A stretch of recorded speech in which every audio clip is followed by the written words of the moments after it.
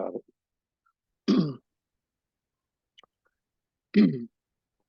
Okay, let's all close our eyes or soften our gaze as we soften the edges around our senses and become a little more permeable to the things around us and the matter and the energy in the space that we inhabit.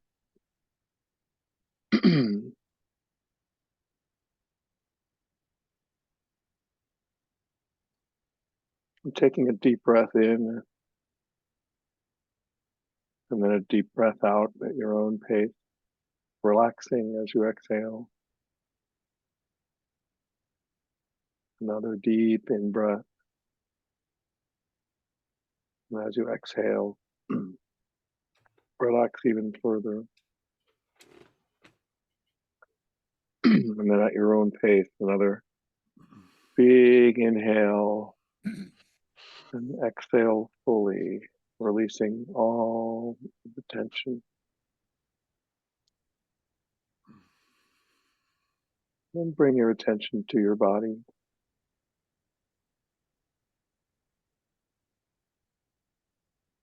Imagine that you're inhabiting your entire body in the same moment, with your attention distributed equally across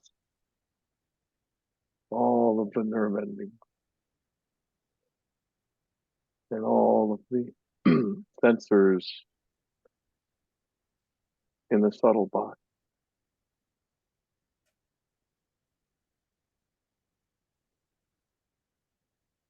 So imagine that you are an antenna to the universe,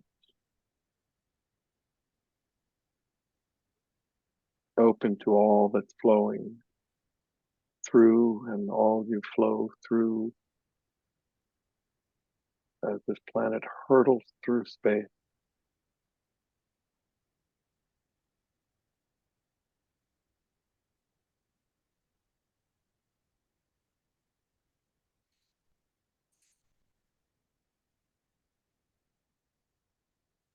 You bring your attention to your chest and your heart. Inviting your heart and the surrounding tissues and intercostal muscles and the connective tissues, and invite those tissues to be calm and at ease, and to feel love flowing in, love flowing out.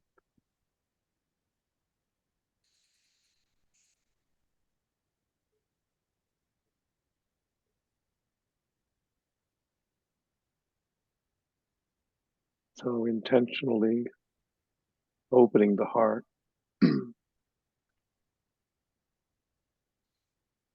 opening the heart to uncover boundless compassion.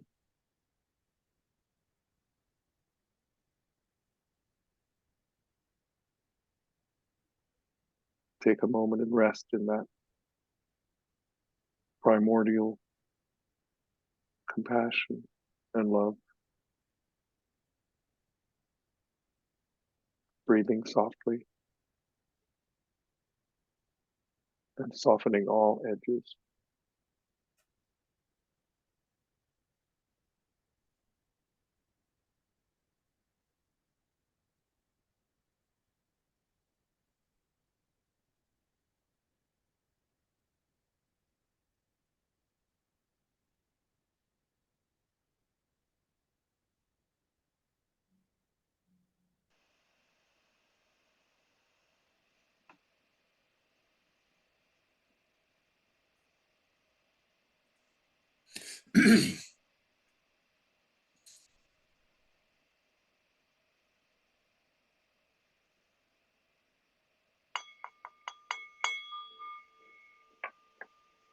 Thank you. Okay, thank you. That was very nice.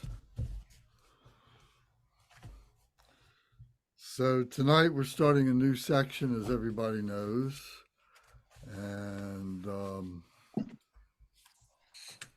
in preparing for this and reading about it, and so when it it seems to me that these are instructions on Mahamudra practice, and this particular chapter that we're about to start is on the chapter that we had read the time before last, the instructions on the Mahamudra innate union.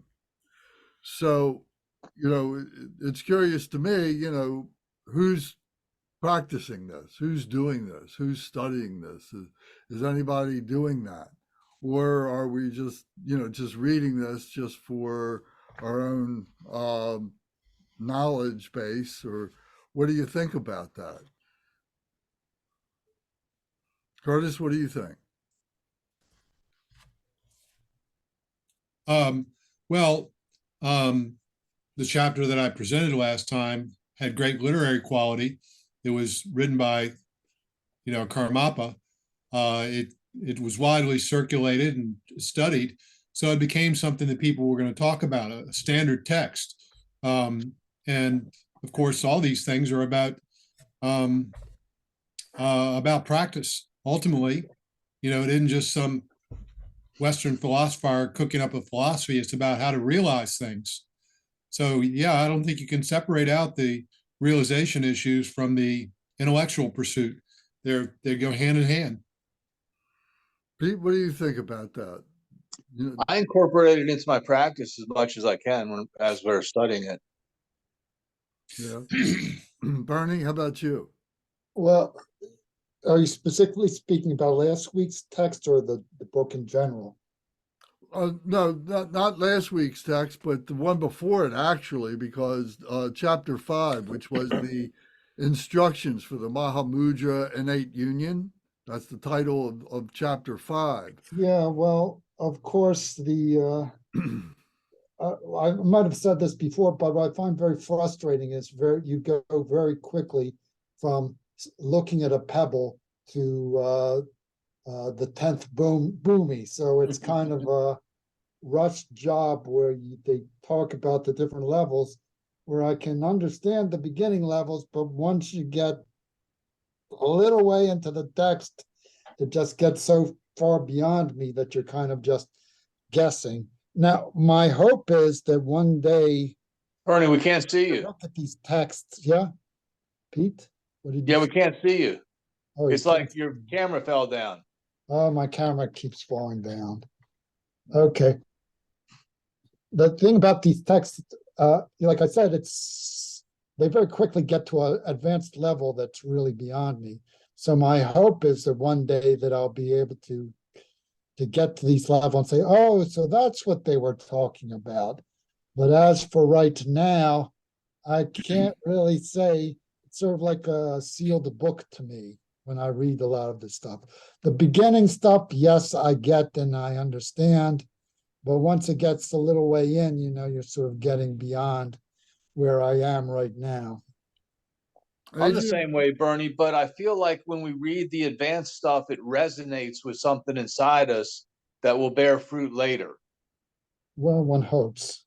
Yeah. Adrian, how about you? Are you incorporating this in any of your practice in any way?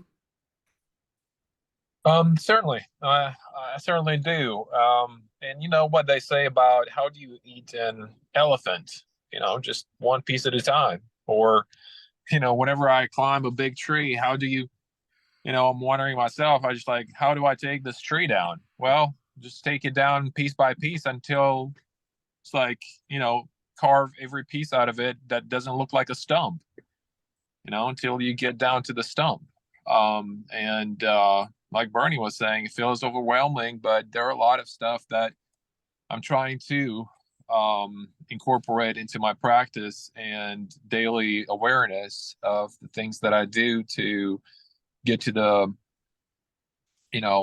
final achievement that we all are trying to get to, enlightenment. But sometimes it does feel overwhelming. And it feels like it's way over my head. But, the way that I feel is that as long as I'm on the path, and I definitely feel like that when I read this with the Sangha, with you guys, and I'm very, grateful for that. I feel that we're doing the right thing here. So yeah, that's how I feel about it. Okay, good. Thank you. How about you, Michael?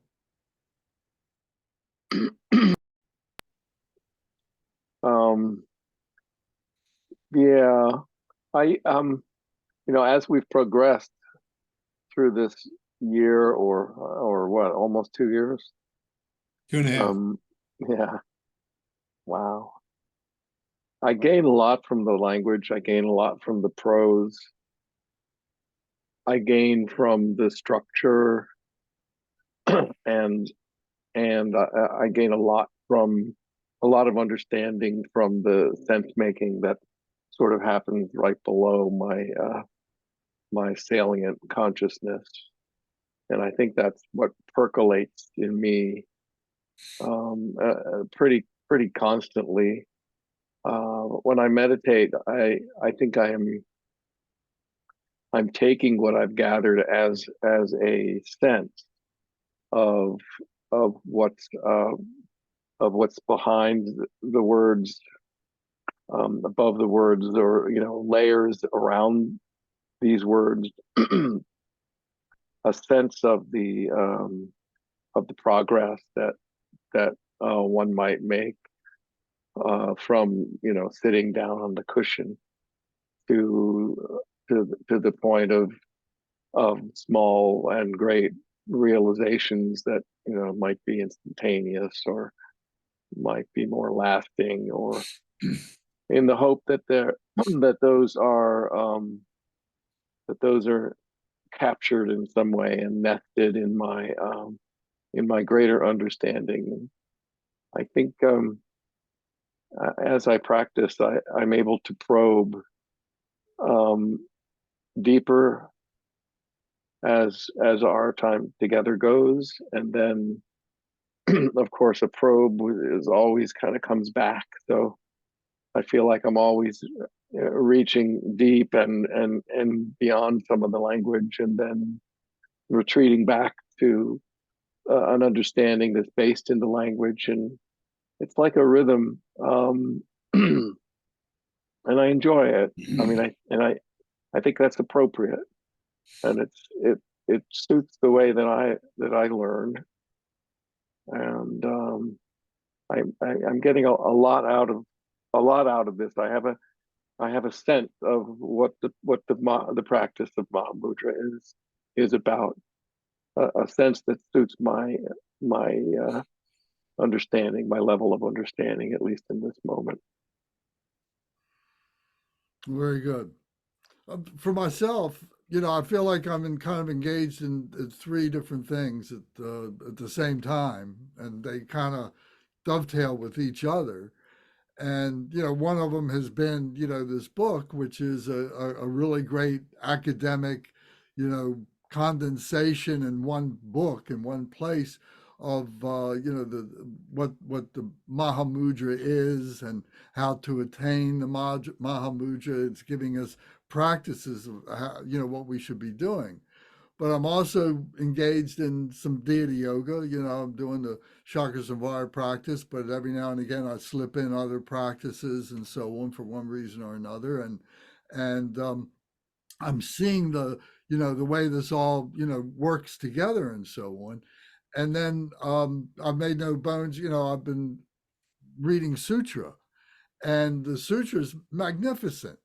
And so I'm seeing all these things layered on top of each other, and part of the realization of the Mahamudra is wanting to share this, teaching this, wanting to be able to bring this to other people and everything, not keeping it selfishly to itself. And I personally get excited about that. I think that becomes a real motivation for me, and the different things that I do. And so I'm hoping, or I'm enthusiastic that maybe some of that is rubbing off on everybody else, and all of us here, I think have our ability to be able to have our own friends, Dharma friends, students, whatever you want to call them, people to have our own mini groups or something like that. Because for myself, I have grown so much through being able to facilitate these different groups, and so on has really been a great catalyst. And my understanding and my being able to comprehend what's going on and recognize what's going on with these three different avenues of approach to enlightenment. So as much as I would like to say that I've achieved enlightenment, I know that there's so much more that I need to do. There's so much more that obstructs me and so on, but I'm working on it, and that's really healthy, and that's really good to recognize that, and then not to get caught up in our faulty expectations that we're moving, that we want to get there quickly. So anyway, because what made me think about this, asking this question tonight, was this chapter that we're embarking on now, which is a commentary on the instructions. So if we're not taking the instructions of the Mahamudra practice itself to heart, it seems like, we're getting further away from, the practice itself. And we need to engage in the practice is my point. So, as I first started reading this to prepare for tonight, it made me think, well, maybe we ought to skip this because maybe nobody's practicing. Nobody's thinking about this. And maybe we should go to some more, more information about Mahamudra rather than the practices itself. But that's up to you guys. It's up to each one of us, to decide what we're going to do. But for myself, I'm really glad I'm engaged in the practices. Yes, Curtis. I I thought your question was was this used? Not talking about us, but how it was used in Tibetan monastic. No, I was thinking more personally about it. Well, I thought that's what now I realize when everybody else answered the way you wanted them to. I'm thinking about an analogy of geography. I may never go to India, but I could read about the geography of India and benefit from it. But for people that live in India, they really need to read that geography for a different reason. It's much more experiential for them because they're experiencing geography.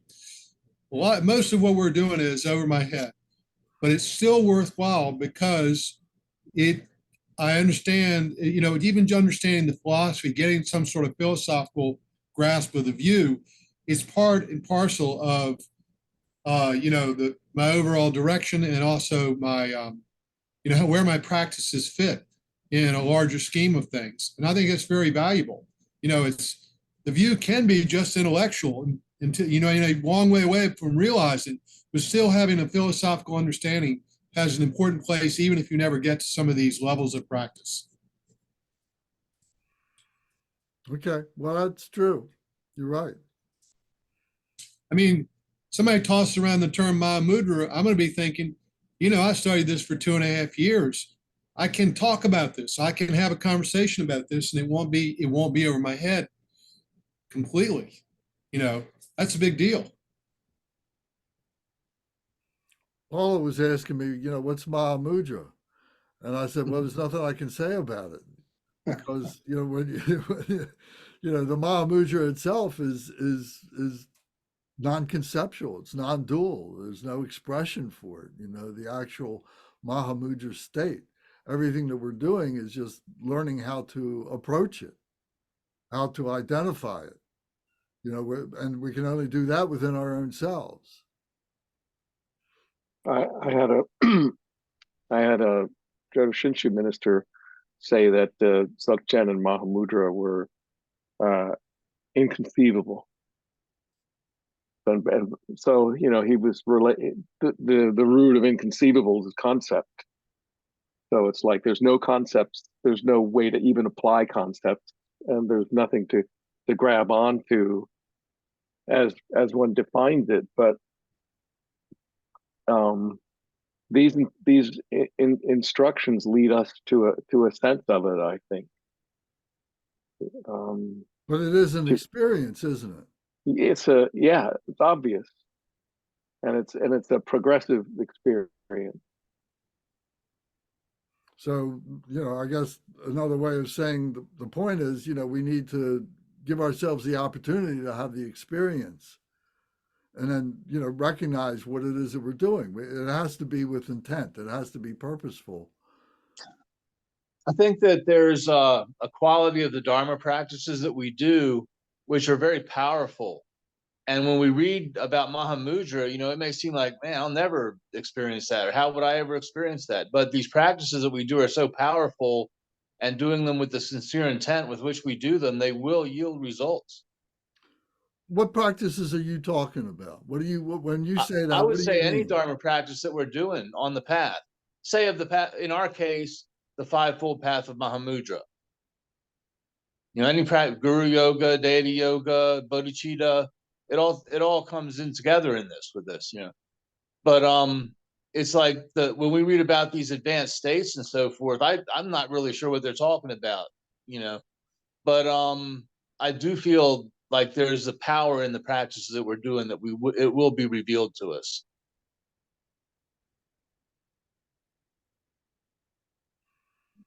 Okay. Anybody else have anything to say about that?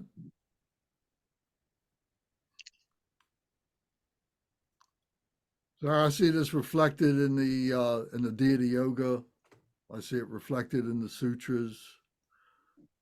You know, I see it reflected in just sitting in meditation and just going through, you know, quietly, you know, the stages of meditation. You know, 101, you know, Kempo Samdup, you know, really, he wrote a book, you know, that was very, very, very good in going through the stages of meditation and being able to organize, you know, your time to be able to do that and your experience through that. So it makes you very mindful and see that there is this system in place that we can follow.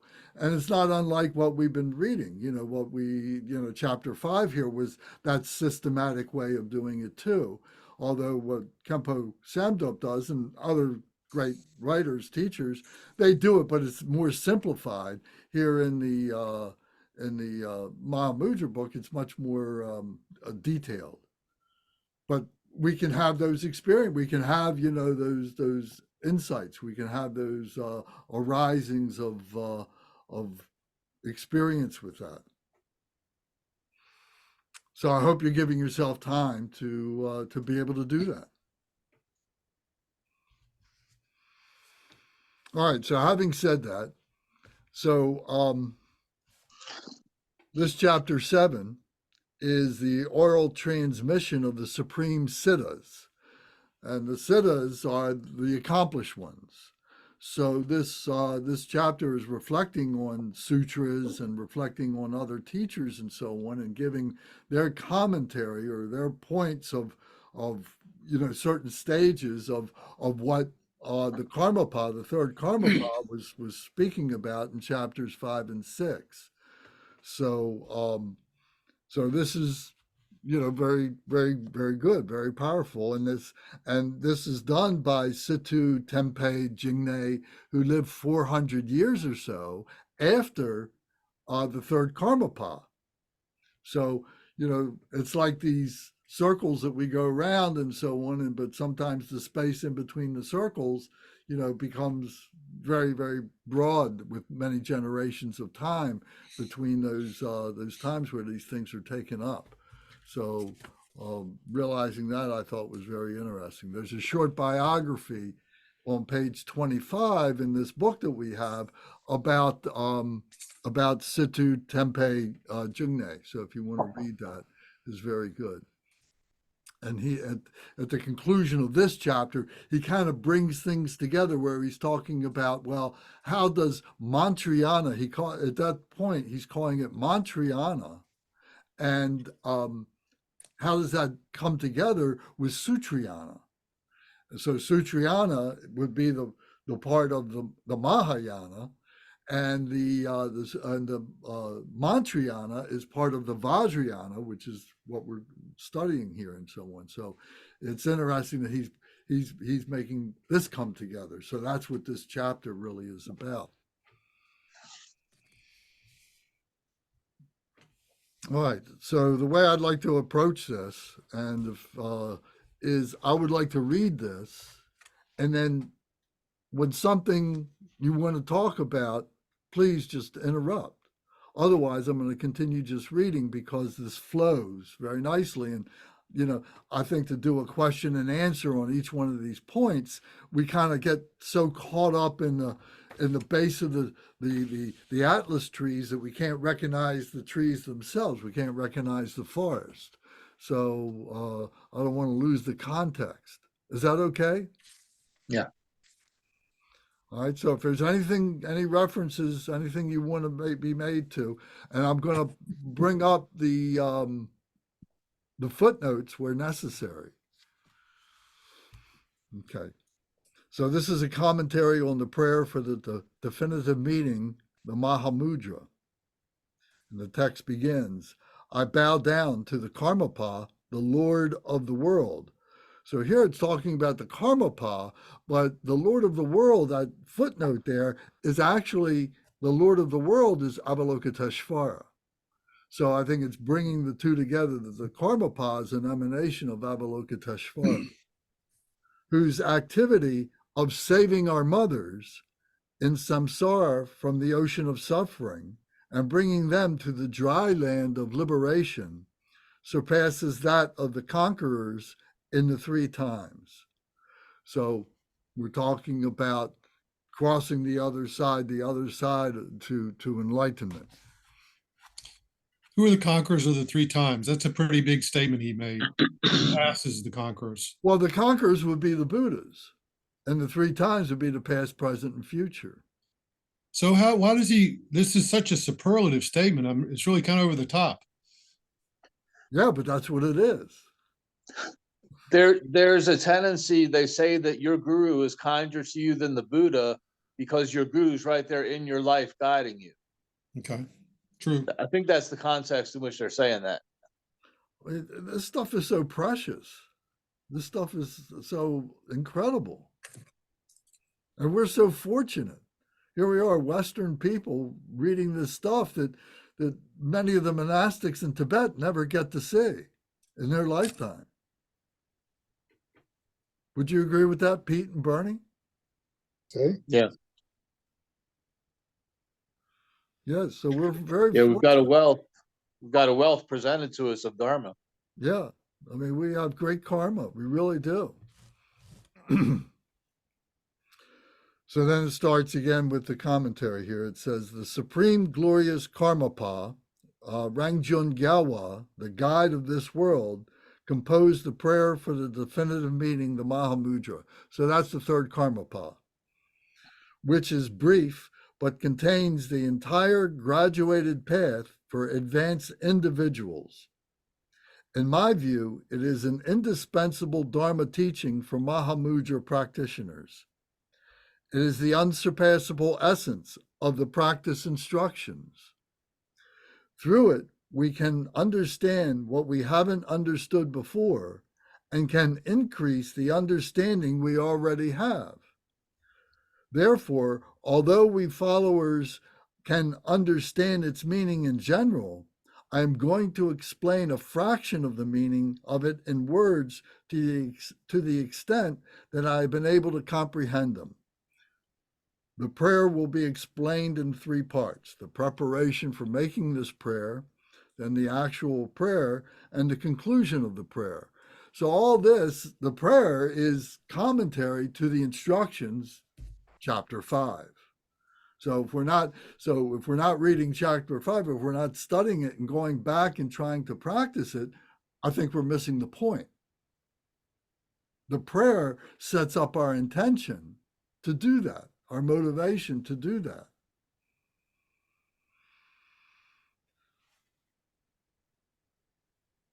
So now the preparation for making this prayer. In order that this prayer may be fulfilled, recite it sincerely in the presence of a flawless representation that you have requested to be your witness. It has been taught it will be accomplished through a stupa that contains relics and through the mantra of the Sugata. So I think that means being in a holy place that you have set up, in your house and shrine room, wherever you are, that has the proper ritual visualizations or the objects to be able to stimulate our motivation. Not to overwhelm us. We should understand what each and everything that we have presented, displayed is, and it shouldn't be more than we're capable of understanding. It should be stuff that we put there because we know what it is, and we know that it leads us to these practices. So the stupa is the mandala. It's another way of saying the mandala. So it will be accomplished through a stupa that contains relics and through the mantra of the Sugata. So this is the deity yoga practice. And the relics don't have to be literal relics, I don't think. If you have them, I guess that's really great. But maybe sand from a mandala that you attended a consecration of a mandala, in another practice with when doing one of the drupshins or retreats or something like that would certainly suffice as a relic for that because it's charged with that spiritual energy. So having this and immersing yourself in it. This is like Curtis was saying, this is like taking a trip to India and going on pilgrimage, but we can do it in our own space. We don't have to go to India. We can do it here. But if we don't do it, we're missing the point. It is also taught all phenomena are completely based upon the factor of aspiration as their root. Whoever makes whatever prayer, that alone is the result that will ripen. So that's exactly what I was just saying. If we don't have that aspiration, if we don't have the time, if we don't make this effort, there's not going to be a result. It may come later, but we can make it happen sooner and more powerfully if we're aware of what it is that we're doing. We're taking responsibility for our Mahamudra enlightenment, whatever degree that we can achieve that. So therefore, it says back in the text, therefore the first verse is to call to a representation, to act as a witness, and it implies one-pointed aspiration.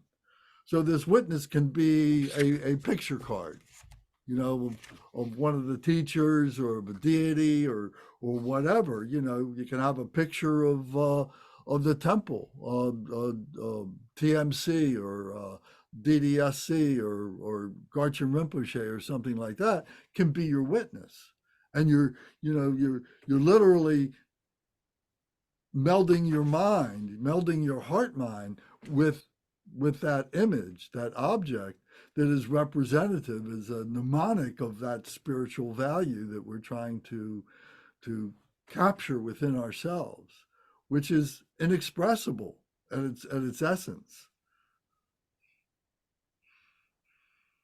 So verse 1, it starts now. It says, Namo Guru, homage to the Guru. Gurus, deities of the Yidam mandalas, conquerors and their children in the 3 times and 10 directions, regard me with love and give me your blessing so that my prayer will be perfectly fulfilled. The commentary is this verse is easy to understand, except that and their children implies that Shravakas and Pratyeka Buddhas are also included, as is taught in the Entering the Middle Way, where it says Shravakas and medium level Buddhas, who are the Shravakas, are born from the Lord of Sages, who are born from the Lord of Sages. What is the entering the middle way? Is what text is that? He mentioned it. There's no footnote. Do you know? That's the name of the text, Entering the Middle Way. Okay. Okay. Name of what text? Huh? The name of what text? Entering the Middle Way. Okay, but what text is that? I don't know who wrote it or anything. Well, I don't know either, but does anybody know? I think it's Nagarjuna. Maybe so, because it makes reference to Nagarjuna later on. Maybe so. But that's a famous text, I know, and I don't know if there's a bibliography here in the back of the book. I think there is, there should be. So you can look that up. This book has got the bibliography, it's got a glossary in it, it's got the index in it, it's got the table of contents, and it's got the notes for all these things. So we need to be using all this resource. Okay, Google comes to the rescue. Okay. Entering the Middle Way is the Madhyamaka Vatara by Chandra Kirti. Okay.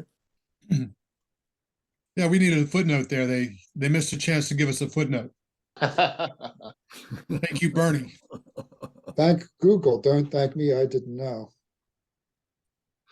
Well, I know I've seen the title before. So this is part of the practice, is doing the research, is digging into this kind of stuff. I don't know how you do practice, but this is how I do practice, and I'm sharing what I do. And, I feel like it's helped me tremendously, and that's what I want to share. But to passively just read this stuff and not look into these things is, again, missing the point. The practice is becoming totally familiar with all this stuff and realizing that it's wisdom that we have within our stuff. We have to learn to identify it. So all these things are helping us to do it. Does that make sense? Am I talking over the top? No, it makes sense. Yeah.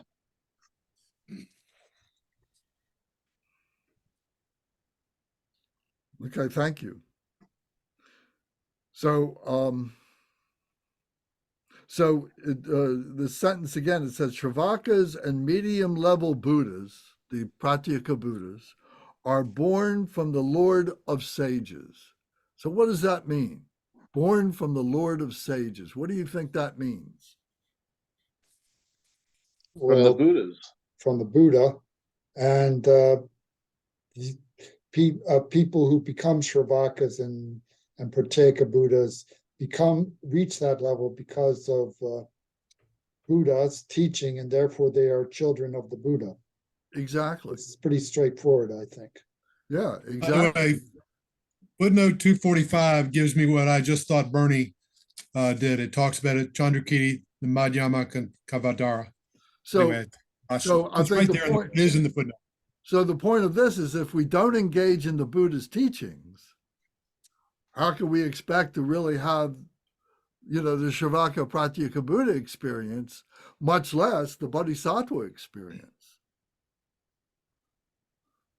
True. So we have to engage in the deity yoga is the point here, I think. Whether it's the sutras from Buddha Shakyamuni, which are the most important, What were you going to say, Pete? I think it's important for Mahayana practitioners and Vajrayana practitioners to recognize the value of Arhats and Shravakas and Pratyeka Buddhas. Absolutely. Yeah. Absolutely. I mean, that's the discipline. If you don't have that discipline of the Hinayana, you're not going to be successful easily in the Mahayana. If you just jump to the Mahayana without the discipline, you're going to get lost somewhere. I think they get a bad rap, huh? Who does? The Shravakas and Pratyeka Buddhas. Yeah, sometimes it reads that way. Yeah. Yeah, it does. I think the important thing here is in this opening verse, he's talking about how important the aspiration is. And he's elaborating on the phrase and their children because it's important. He wants he thinks it's important. And I don't, just by the way, footnote 245 has the next line. But let me just see what it says. It says, that line there is about the Shravakas and medium level Buddhists. This is the opening line of the text. The next line goes on to say, and the Buddhas are born from bodhisattvas. A mind of compassion, the understanding of non-dualism, and bodhicitta are the causes of the conquerors and their children. So in other words, the footnote is elaborating on what this and their children means, which it's carrying a whole view of where the Pratyeka and Sravaka Buddhas fit, which is very much they're part of what they're connected to the conquerors. Yeah. Could they be seen as kind of an emanation? Who? The Shravakas and medium level Buddhas. As I wouldn't go that far. They're human beings that are on the path. They're practitioners. So the essence of those rays that are coming from those from the Buddhas and so on, that's what I think of as the emanations. But I think we have to go through the stages of being a practitioner to becoming a yogi, to becoming a bodhisattva, to get to be a Buddha. I guess I'm just remembering the conversation about Garchin and how he emanated, into the Gar clan. I just sort of associate emanation as a spiritual sort of branching off that can definitely end up with the phenomenal existence. It can definitely end up with as a sentient being.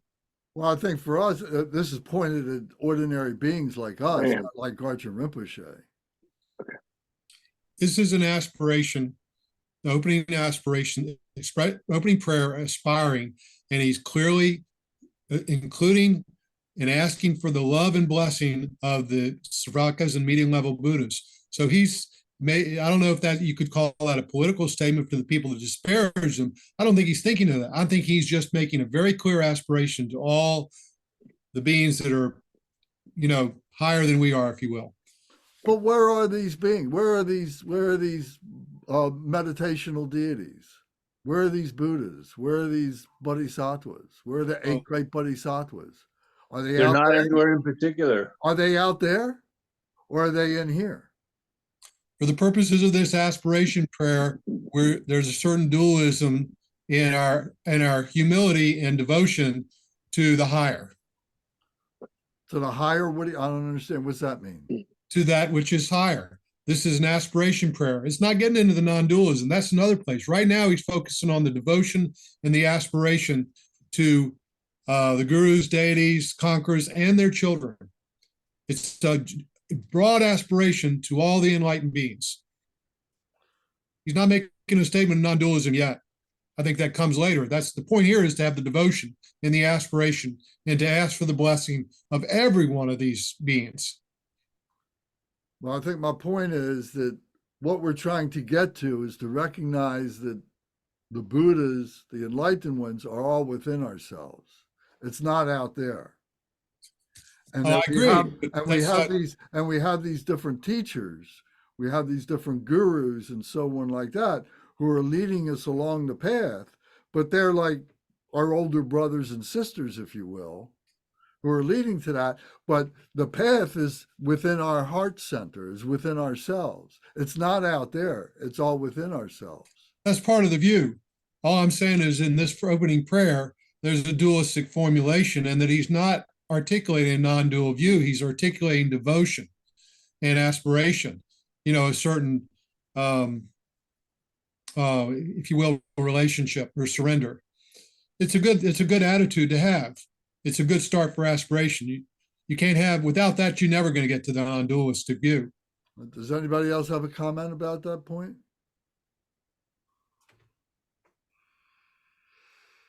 Okay, well then we'll move on to the actual prayer now. So it says this is in two parts. A general dedication of good karma to complete enlightenment and the specific prayer itself. So in other words, that we're very fortunate that we have this precious human life and that we're able to move forward with that good karma to now have it manifest as wisdom, skillful means, bodhicitta, etc., that we can have the experience of recognizing the enlightenment. A general dedication of good karma to complete enlightenment. Verse 2, may the rivers of accumulation of virtue, unpolluted by the triple aspects that come from the snowy mountains of the pure thoughts and actions of myself and all endless beings, enter the ocean of the four kayas. Myself is the one who is making the prayer. To speak of all beings is the way of pure beings. From the abbreviated perfection of wisdom in verse, there is no enlightenment without benefiting beings.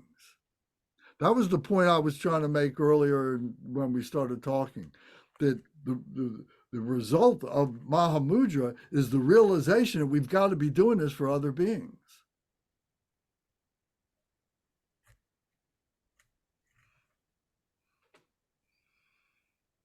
So there can't be enlightenment without it. And this is what the arhats, the pratyeka Buddhas, have to deal with, have to recognize, because they're selfishly looking for their own enlightenment to come to some point where they realize that, or that they're not they're not really having true enlightenment. And it's only then by moving past the Hinayana into the Mahayana that they open the door to being able to do for others. The bodhisattva becomes the hero.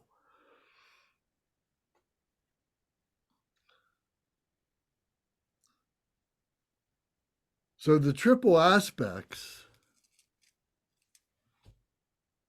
I made myself a note about that. Where did I do that? The triple aspects are actually given on the next page, on page 178, in that first paragraph. It says the rivers of accumulation of virtue are said to be unpolluted by the triple aspects, which means that they are free of the polluting dirt of focusing on the triple aspects. This is because focusing can never be the path to enlightenment. Focusing can never be the path to enlightenment. So what are we focusing on? What are the triple aspects focusing on? So they are focusing on the object, what the object is. They're focusing on the action, and they're focusing on the agent. Instead of this becoming an effortless transformation of samadhi. This is what samadhi is. Samadhi is getting beyond all the thoughtfulness of what all this is into the actual embodiment of this space. So if we're focused on the triple aspects, if we're intellectually trying to engage through that, we're holding ourselves back. We have to open ourselves up to that transcendence beyond the intellect. Who was saying somebody put something in the chat? What was that about? I just looked up triple aspect Mahamudra, and that's what popped up in Chrome. The same thing that I said? Foundation, path, and fruition. Yeah. Yeah. So another way of saying that is that all this, doctrinal stuff, all this, the machinations of how to do all this has to be transcended.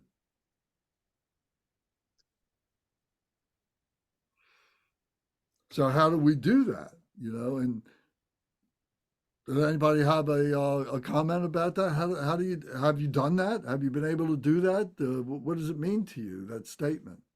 I'm still focusing.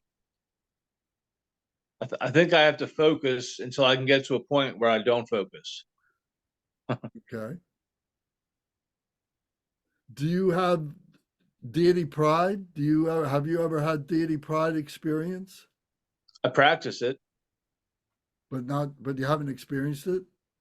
I mean, I wouldn't really talk about meditation experiences, but it's like I get a feeling for it, you know.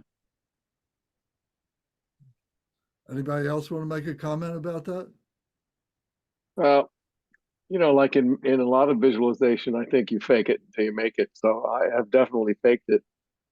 Uh, I've imagined, I've visualized, and been able to sense what that pride would feel like it at a certain level and why.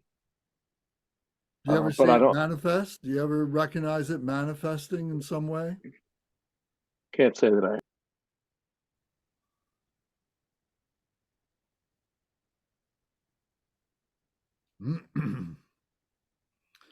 Well, I think that's an important question, and again, giving ourselves the opportunity to be able to do that. So whether it's a concentrated um, time element, location element, resources element, to be able to put all that together, like a serious retreat, to give ourselves the opportunity to do that. We're simulating the going to India, going into a cave experience. Can we do that in our own home or in our own Dharma center or something like that?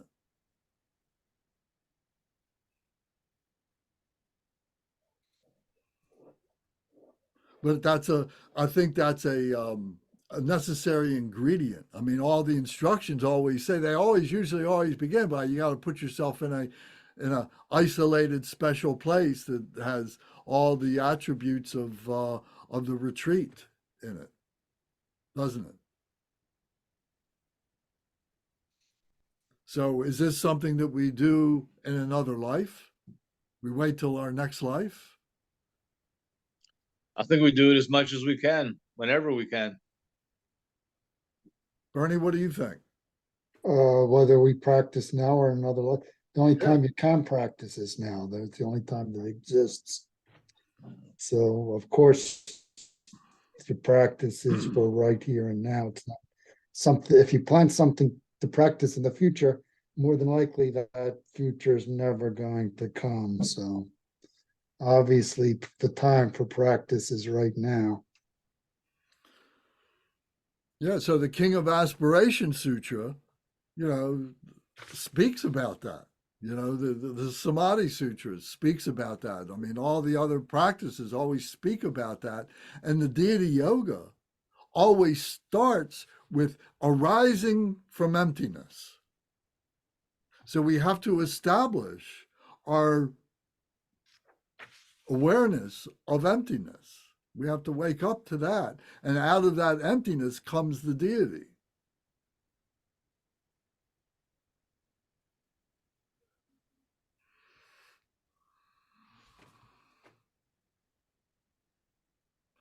So yeah, I don't practice as much as I want to practice, to be perfectly honest. As much as I want to, I keep getting interrupted for one reason or another, and I allow the things to happen. But but at the same time, when they do, those things do happen at certain times. When all of a sudden everything just seems to fall in place for that emptiness experience, for that transcendent experience, for that thoughts to just, they may be parading through, but nobody's looking, nobody's paying attention.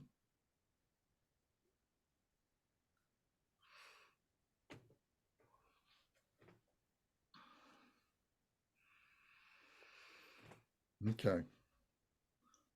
So back to this text again. I'm going to read this part again where it says, "May the rivers of accumulation of virtue, unpolluted by the triple aspects, the focusing on objects and action and who the agent is, don't contaminate They come from the snowy mountains of pure thoughts and actions. And myself and all endless beings enter the ocean of the four kayas. So this is having that meditation but going from the contemplation to the meditation. And it doesn't mean that there aren't thoughts coming through. What it means is we're not paying attention to any thoughts that do come through. There might be periods where there seems to be no thought, but we're not paying attention to that.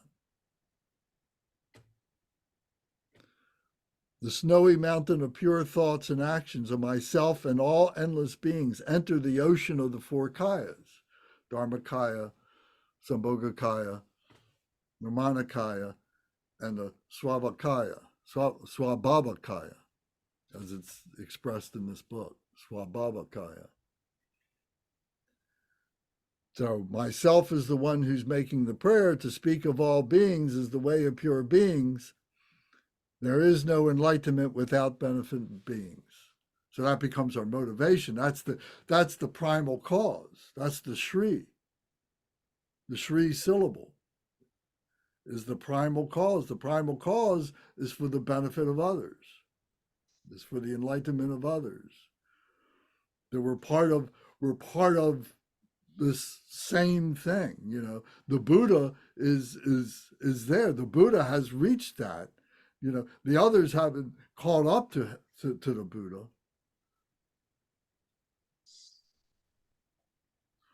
But the Buddha is perfectly stable in it. We're developing that stability.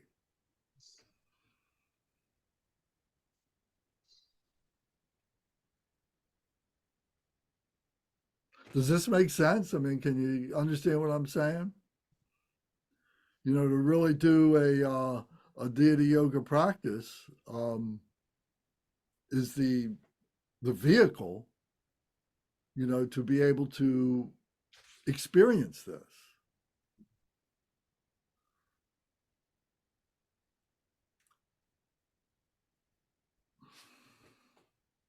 I'd like to mention something there, Lance.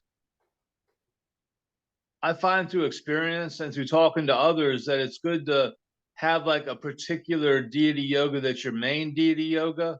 You get them. And not like do 10, 12 different deity yogas all the time Right. without a focus on any one, but have a single deity yoga and really get deep with that deity yoga. I agree with that. Yes, I found that to be true. But saying that and doing that doesn't mean that you can't move from one deity to another, from one yidam to another over a period of time. Oh, right, yeah. You know, when I started, you know, my practice, you know, I first started with Avalokiteshvara, Shenrezig. And then it became for a time, I'm talking about for years, and then it became Vajrasattva. And now for years, it's been Medicine Buddha. And it kind of continues to be Medicine Buddha, although I am engaging in the Haruka practice of Chakra Samvara. You know, but I see the two are, I mean, they're all the same. There's no question about it. And I haven't lost the Avalokiteshvara, and I haven't lost the Vajrasattva, but you begin to see how they work together and so on.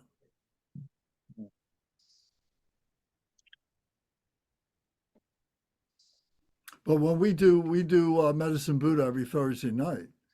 And the practice that we do includes the 12 aspirations of Medicine Buddha as the Bodhisattva Medicine Buddha, before he became Medicine Buddha. And those 12 aspirations are so great. It really, you know, grounds us in what the aspiration of being an enlightened being is all about, what it is to ignite ourselves as being like the sun that is just radiating for the benefit of all beings without any expectation of anything coming back, and not even being aware that we're doing the radiating.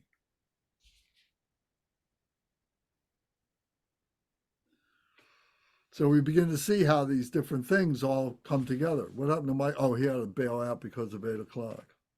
Mm. Okay. I'll be back in a minute. You got to be back? No, I just gave you 1 minute. Okay. I take my medicine. Okay.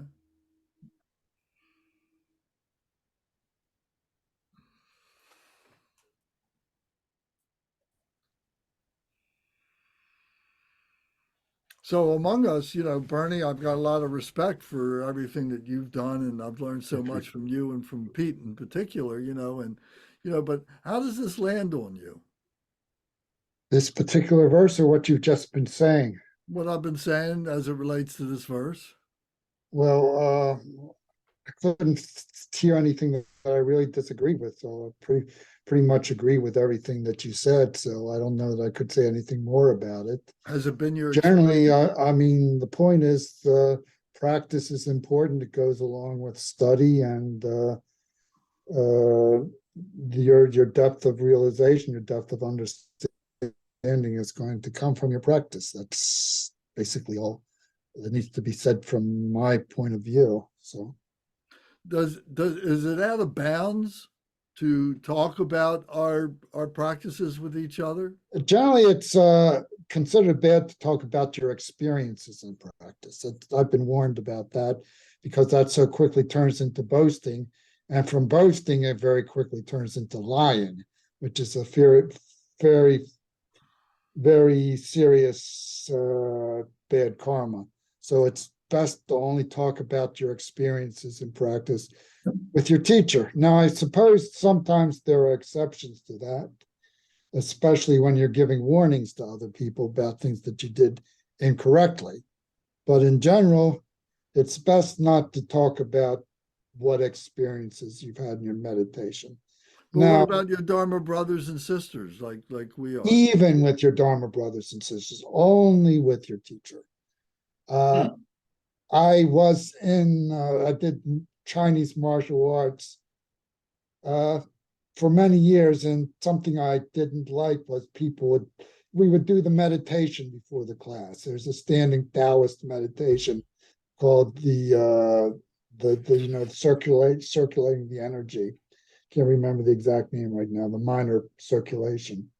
And people would kind of invent all sorts of things that they were feeling when they did these meditations. So they would take these tiny, tiny little things that happened to them, these inconsequential little things, and blow them up into be things that were very important. So I think as a general warning, no, you should not be talking about your experiences in practice.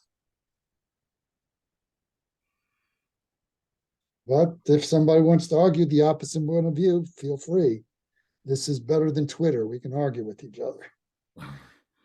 Well, I don't look at it as an argument, but I look at it as I think, in the correct setting with the correct motivation and the correct, pure mindfulness and so on, that, a group like us, I feel comfortable or I want to feel comfortable in being able to talk about these things because I think that we inspire each other. It's like I said, I've learned a lot from you, and I've learned a lot about from Pete in particular, but I've also learned from Curtis. I've learned from Tom when he's here, and I've learned from Michael and Adrian as well. You may not even be aware of what it was that you were teaching me or each other, but there were things that we can learn from each other because the guru is speaking through all of us. And if we don't give ourselves the opportunity to voice ourselves, to voice those things that are, that are really, essence things that are our experiences and so on, then, I think we're in a healthy environment to be able to do that. I think it's okay to talk about general experiences with Dharma brothers and sisters, close Dharma brothers and sisters. I think what Bernie's talking about is like any kind of really profound kind of experience would be kind of putting it into words would kind of detract from it in a sense or lose sight of it in a way. Well, fair enough, but I think if it's something that we can articulate. Yeah. If it's something that we can articulate, yeah, then we just became conceptual. And if we don't realize that, then we got caught in the trap of the self-aggrandizement and the arrogance and so on like that. So whether it's, if we're talking about a particular experience as it points to something that can't be expressed, I think that can make a lot of sense. But if Yeah. you're trying to say, Yeah. oh, I had this experience and because I had this, I'm so great or something like that. Well, that I totally agree with what you're saying, and it becomes something of arrogance.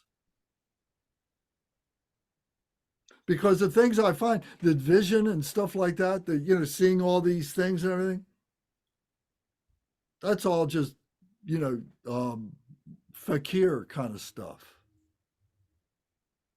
You know, like the, you know, the what is the Indian fakirs, you know, the guy lays on a bed of nails and has his hands standing up and so on like that for the 25 years and pulls a tank with his penis, you know, and stuff like that. You know, that's not really indicative of the essence of enlightenment or Mahamudra.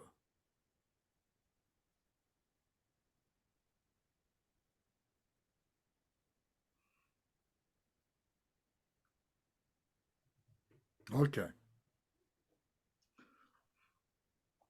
Well, so now we carry on. It says, this next line, it says, from the sutra requested by the Naga king,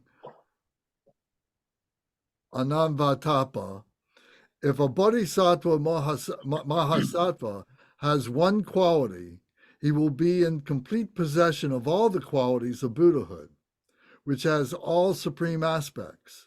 What is that one quality? It is thus. It is an omniscient mind that does not abandon beings. So what does that mean? Curtis, what do you think that means?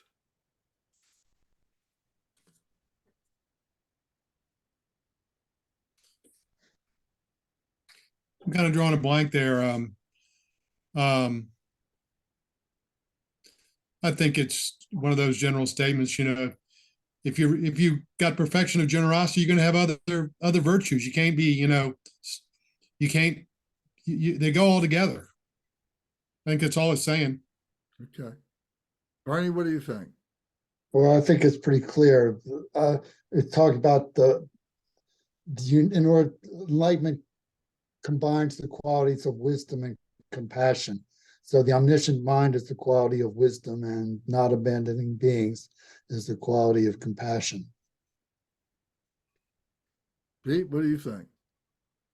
I think that, like, real bodhicitta recognizes all sentient beings as being just as important as oneself.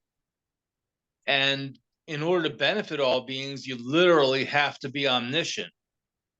You know, if we have great wisdom and compassion, we can benefit beings to a certain degree, but we're going to say, hey, you know, I could do it a little better, or there's something else needs to be done. And the end point of all that is omniscience.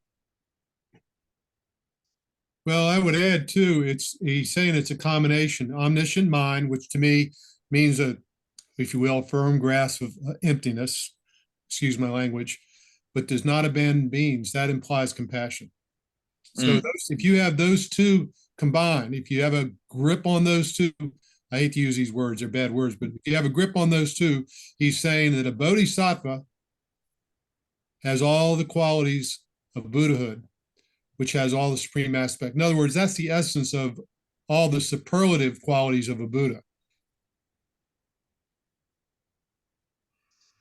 Well, I look at it in terms of the fivefold path of Mahamudra. So the first path is the accumulation, and that's the accumulation of wisdom and merit. And then the second part is the deity yoga. That's the application, taking that accumulation of wisdom and merit and being able to apply it. So in other words, it's saying wisdom and merit is bodhicitta. Now taking bodhicitta, being able to learn how to apply that as a deity in all these different situations and not be disturbed by those situations themselves. to be so stable in being the deity that you're just radiating like the sun, and you can't be contaminated. And then the next is the Guru Yoga, is the four Kaya Guru Yoga, is realizing that all this is within ourselves, and that the Guru is within ourselves, the truth is within ourselves, the Buddha is within ourselves, and being able to rest in that, and then that effortlessly leads to the Mahamudra meditation, which is the fourth part of the path. But then the realization that comes out of that is that Mahamudra will not be stable until it becomes the fifth part of the path, which is the realization of doing for others or dedicating for others, that this is for the benefit of others. And this is the human experience. We got to look at this as a human being. So Lance, with the fifth part being dedication, I always thought that was just, it's realization of the dedication. But go ahead. yeah, I always thought it was just, they were just kind of saying dedicate the merit, quote unquote. I can see what you're saying. It's actually dedication to totally benefiting beings. Is the realization that is the result. Yeah. And if you don't have that firmly stabilized in your practice, then your practice is not an enlightened practice. It doesn't have the goal. If it doesn't have the goal, it can't have the result, or it can't. You're missing something that you're holding back. I guess maybe they talk about the 11th bhumi. Have you heard? What's your understanding of the 11th bhumi? Beyond the 10, isn't it really that? Isn't that all it is? Buddhahood? Not exactly.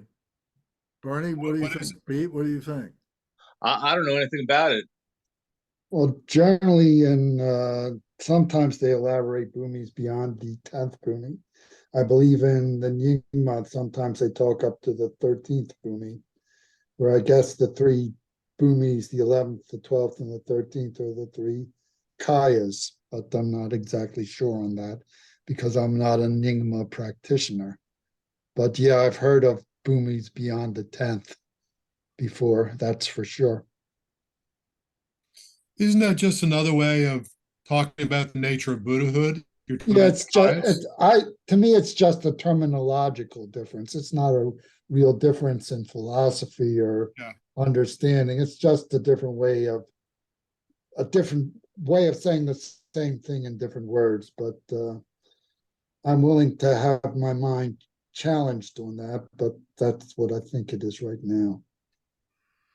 Well, the way I understand it is the way I've understood it to be, and I contemplate what it means, etc. But is that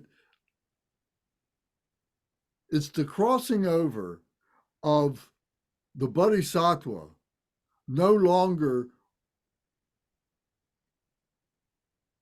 thinking, being aware that it's there for the benefit of other beings. It's letting other beings go.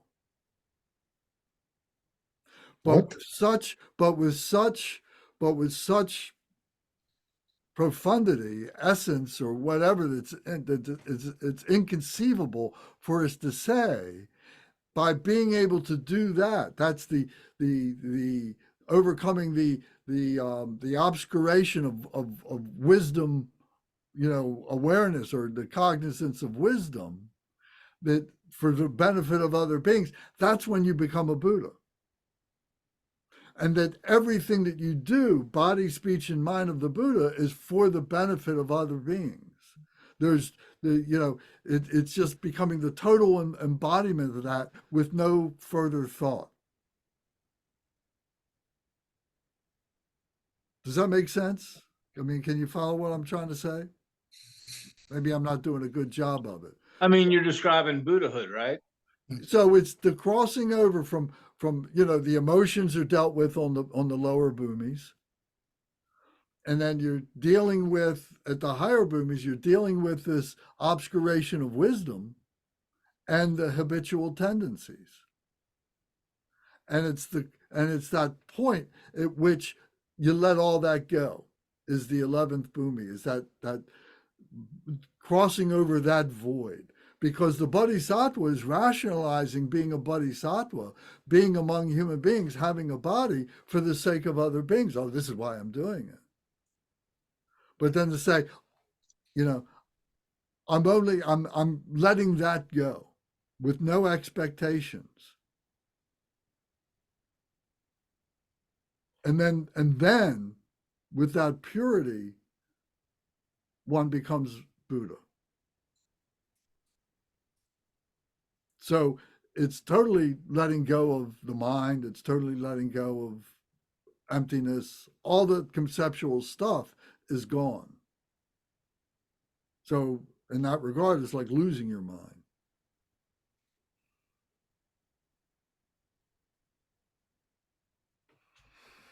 So anyway, so to me, that's what the Mahamudra meditation takes us to. And then the fifth path, the realization that everything that we're doing is for the benefit of other beings. Because now we become Buddha. The commentary's trying to point out how, it's riffing right off of all beings, with this commentary, and it's showing how it has got built into it absolute bodhicitta. That's why it's a guide to the whole path, because in these ideas in this verse are the biggest ideas that we talk about. Just that one phrase, all beings, he's dedicated half a page to just elaborating on what that implies. And it's all about absolute bodhicitta.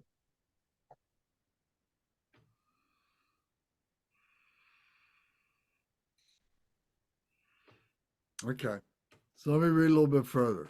And so reading a little bit further shows that we're still in the bhumis, because it says the pure thoughts of pure thoughts and actions, the pure thoughts of pure thoughts and actions, the cognizance of pure thoughts and actions are not negative motivations such as avarice, malice, and wrong views, but they are positive motivations such as love, compassion, and bodhicitta.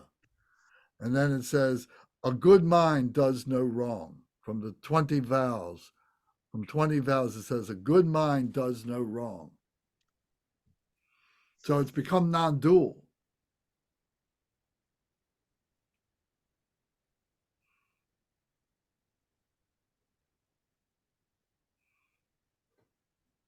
It says, for example, when Captain Mahakarunika slew a villainous merchant, he accumulated many eons worth of good karma.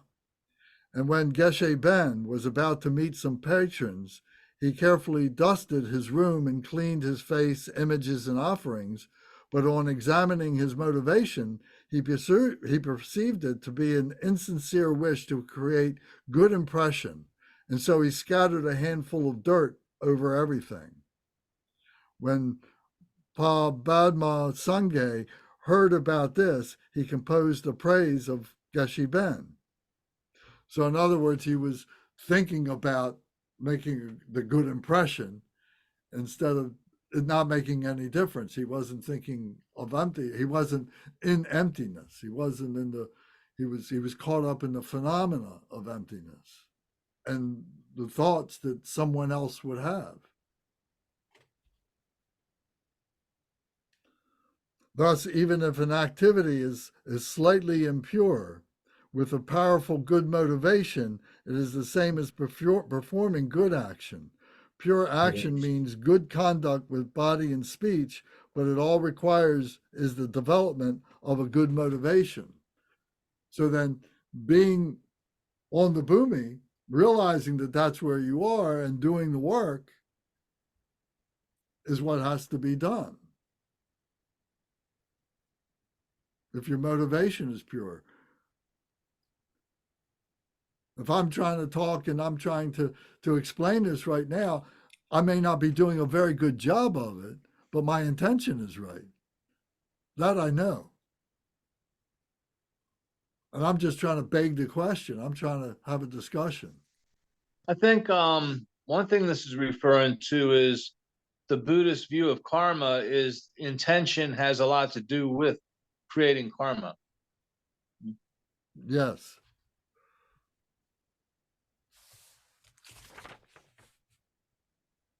He's just unpacking this verse, telling us what some of these words really are about.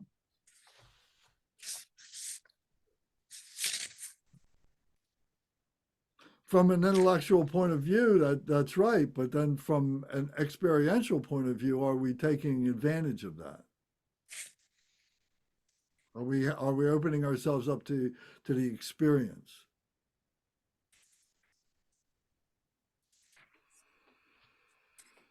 Well, obviously, it's been just an intellectual exercise. This is how we're supposed to be, how we're supposed to conduct ourselves, and certainly have wisdom about it. Okay, so then this last stanza on this page, it says, snowy mountains is a metaphor for pure thoughts and actions. Rivers is a metaphor for the accumulation of virtue that comes from pure thoughts and actions. This encompasses both stained and unstained good karma, such as the 10 good actions of body, speech, and mind, the 10 virtues, non-virtues. The six perfections, such as generosity, the 37 qualities of the factors for enlightenment, and so on. These rivers of accumulation of virtue are said to be unpolluted by the triple aspects, which means that they are free of the polluting dirt of focusing on the triple aspects. This is because focusing can never be the path to enlightenment. Focusing can never be the path to enlightenment. So that's a real juxtaposition of our practices.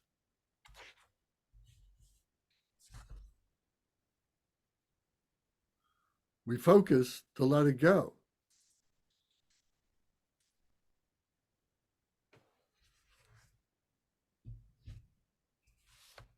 From Entering the Middle Way by Chandra Kirti, even though you dedicate merit to the Buddhahood's complete enlightenment, that dedication will be mundane if made with the threefold focus. If there is no focusing, that itself was taught by the Buddha to be supra-mundane perfection.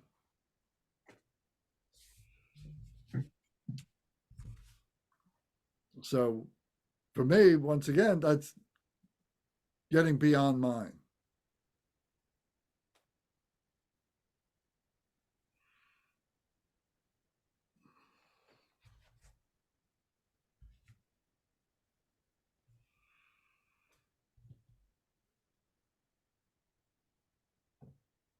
So I think maybe this is a good place to stop. Okay. 8:25. Just looking ahead, it's amazing how much he gets out of one verse. Yeah, it's quite a lengthy commentary on 4 verses, but actually the path of purification, which is a very long book on meditation in Theravada, is all an elaboration of 4 lines of text. So commentary on 4 lines of text. So you have a whole big book just on 4 lines. So it's been done before.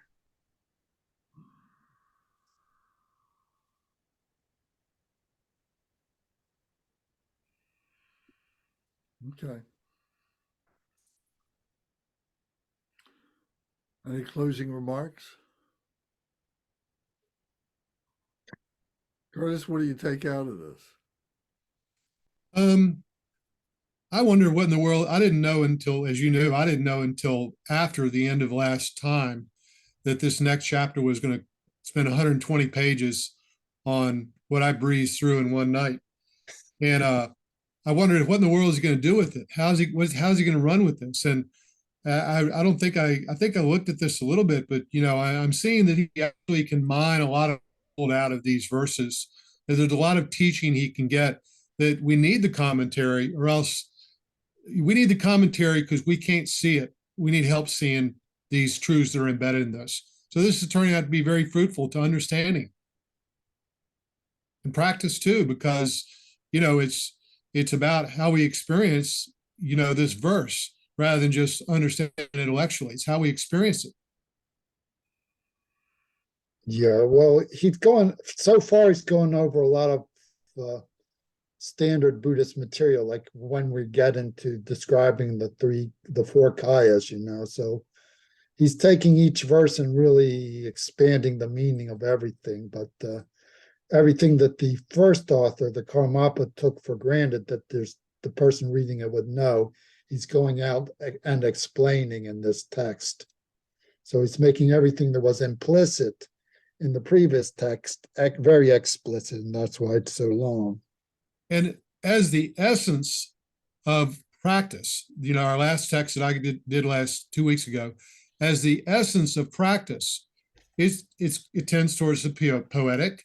It tends towards, it doesn't give you actual practices as much as it explains the fruit of the practices, and that's what we're seeing in this verse, that it's got embedded in it lots of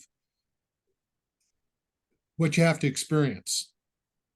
It's the essence.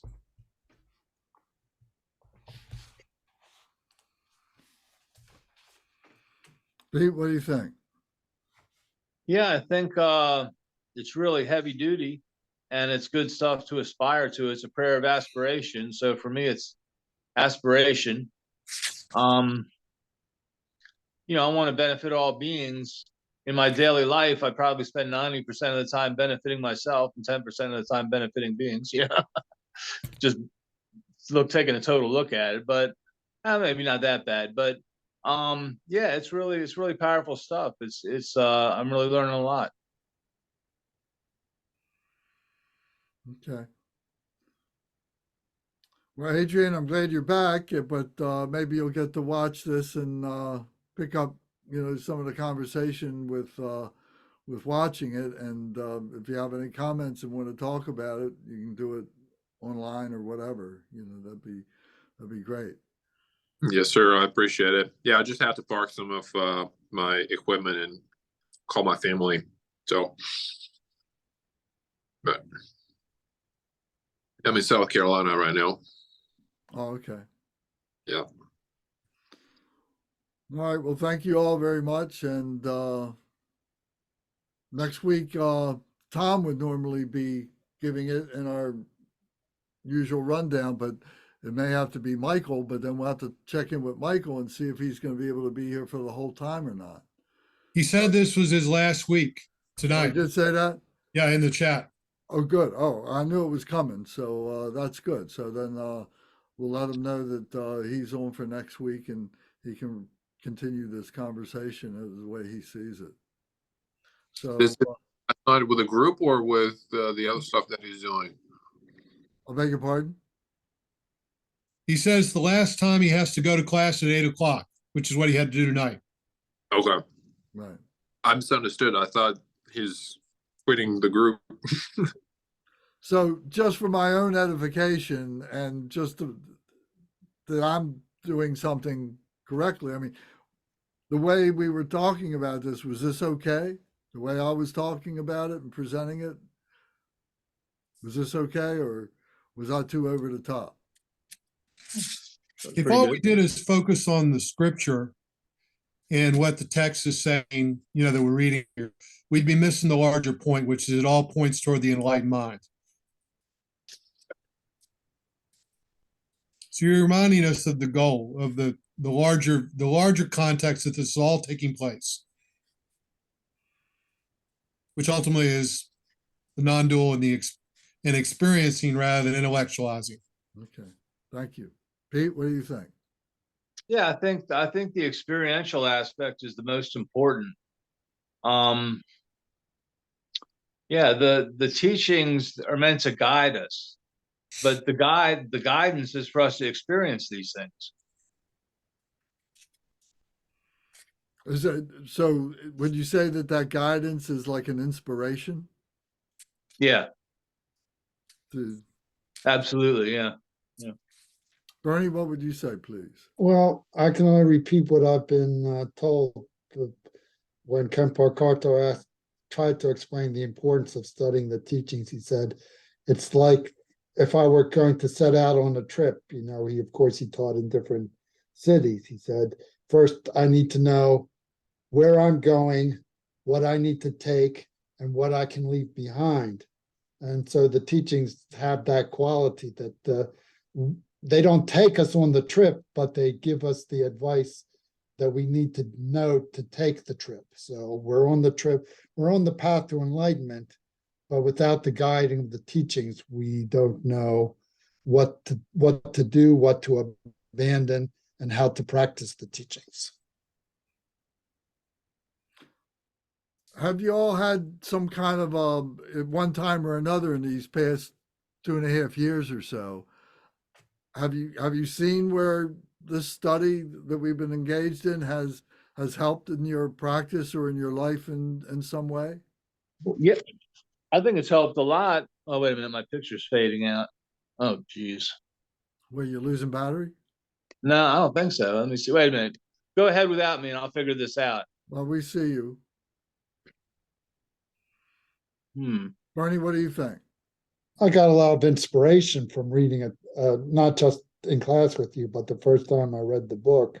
Mm-hmm. Yeah, it varies from text to text. Some texts you connect with deeper than others, but I found a lot of it inspiring Mm-hmm. and encouraged me to practice. That's the main. Like I say, it's hard for me to understand a lot of what they're talking about in these texts, Mm-hmm. except on a very superficial level, but it does give me inspiration to practice. It has. The I was Atisha, going to say I'd like to read all my books this way because I learned so much from hearing the other Dharma brothers talk that it stuff that I didn't think of or didn't occur to me, and it's like different angles and different aspects. It's really helpful.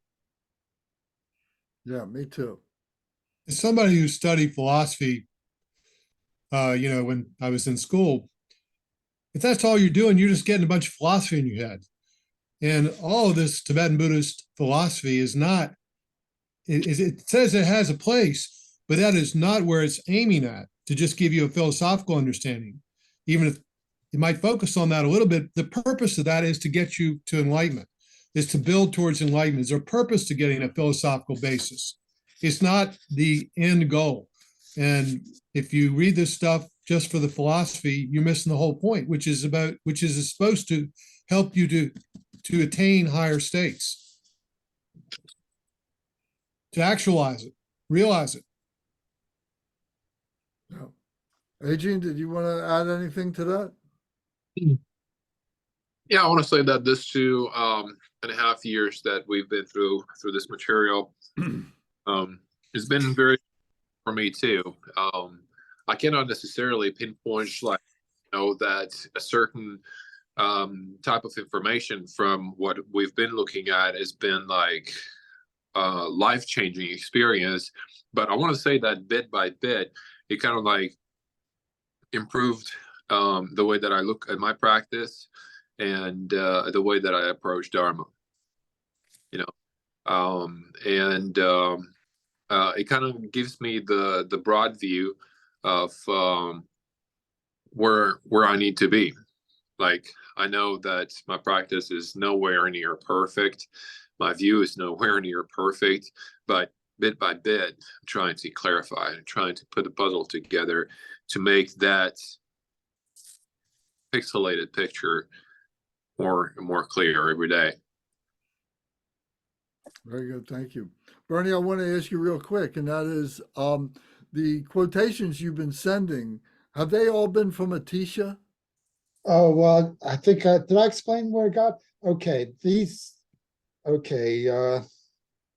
Lama Prabhutashi did his 3-year retreat, and during the 3-year retreat, there was a lot of teaching from different texts. And whenever he found the text particularly inspiring, he would write down the quote in his book. And in Tibetan, of course, it was a notebook full of Tibetan. So he gave it to me, and I Xeroxed it. And because they're little short quotes, they're fairly easy to translate with the help of a dictionary into English. So they're just a collection of different quotes that were given at different points during the 3-year retreat.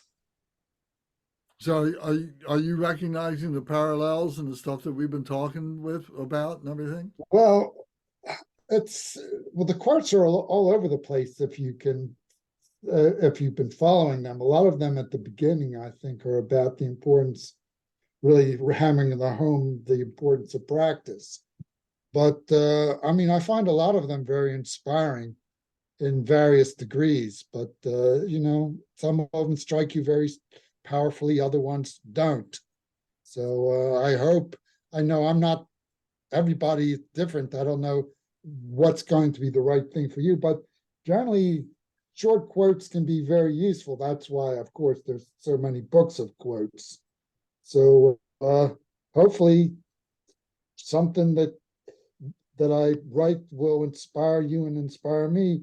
And the other thing is, I put a lot of work into doing the translation, and I didn't want it to go to waste. So I thought if I could share with other people, at least they would get some benefit out of it. Yeah, it's great stuff, Bernie. But well, of course, it's by the greatest masters of the Buddhist tradition, Atisha and Milarepa, so many great teachers. So of course, it's going to be very valuable. Where was the retreat, Bernie? It was a 3-year retreat. Lama Prabhutashi did the traditional 3-year retreat after finishing his education. And during the 3-year retreat, he received a lot of teaching.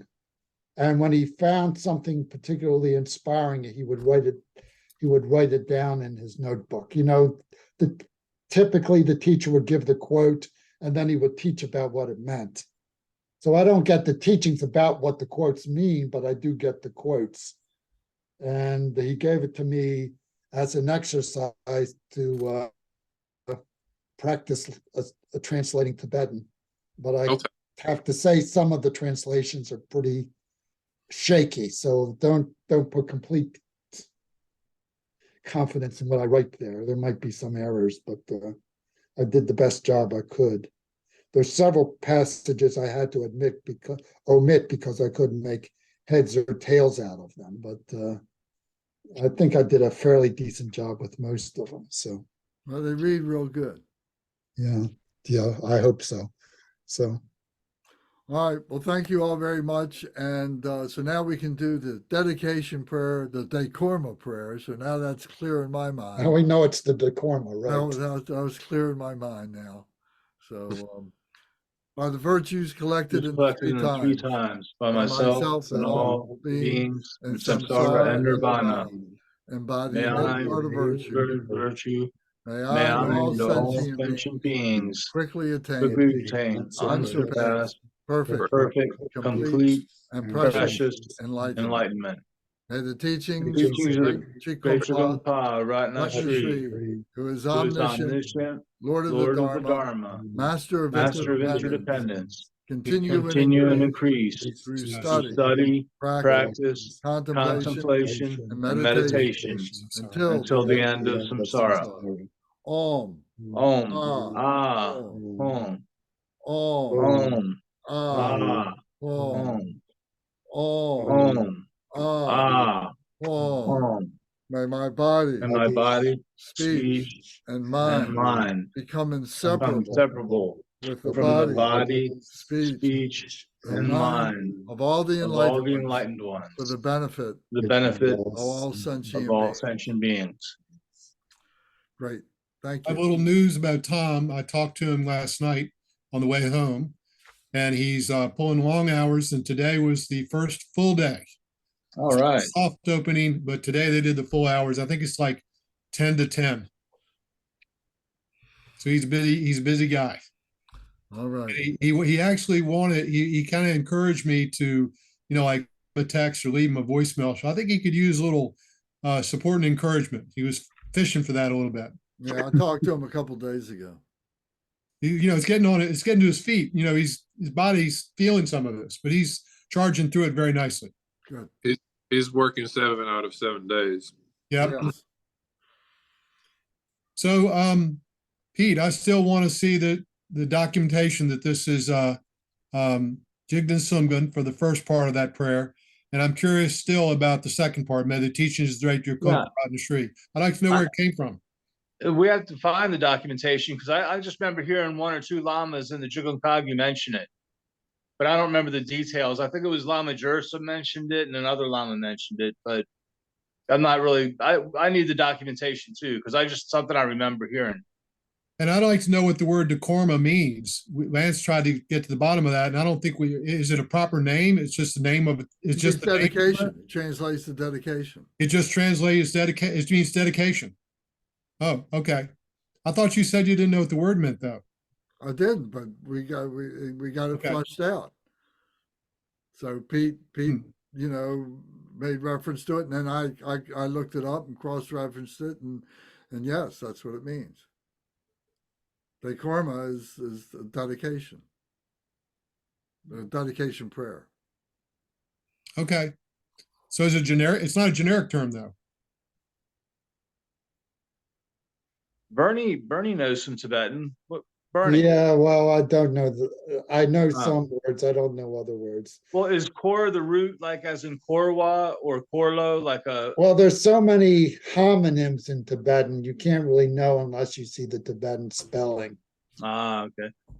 Kor originally is the word for circle, I think. It's all the concepts that go around with circle, like korwa, like walking around in a circle.